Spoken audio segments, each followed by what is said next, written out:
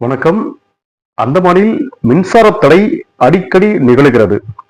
இதை சரி செய்யும் விதமாக பம்பு பிளாட்டில் உள்ள 10 மெகாவாட் மின் நிலையத்தில் 3 டீசல் ஜெனரேட்டர்களை புதிதாக நிறுவி உள்ளனர். இதன் மூலம் இரவு நேரங்களில் ஏற்படும் மின்வெட்டை இந்த புதிய ஜெனரேட்டர் சரி செய்யும் என்று சொல்லப்படுகிறது. மேலும் போனிஸ் பே பவர் ஹவுஸிலும் டீசல் ஜெனரேட்டர் நிறுவப்படும் என்று சொல்லப்படுகிறது. இது இந்த வருட இறுதிக்குள் நிறைவேற்றப்படும். இந்த ஜெனரேட்டர்களை நிறுவுவதன் மூலமாக அந்தமானில் இப்பொழுது நிலவி வரும் மின் பற்றாக்குறை சரி செய்யப்படும் என்று எதிர்பார்க்கப்படுகிறது. இது தவிர பொதுமக்களை தங்களது வீட்டின் கூரைகளில் சோலார் தகடுகளை இணைப்பதன் மூலம் மின் தட்டுப்பாடு பெருமளவு குறையும் என்று அந்தமான் நிர்வாகம் சொல்லியிருக்கிறது.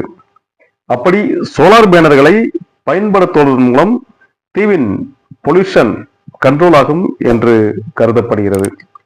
தீவின் பசுமையை ஊக்குவிக்கும் முயற்சியில் இந்த சோலார் பேனர்கள் ஈடுபடும் என்று நம்பப்படுகிறது.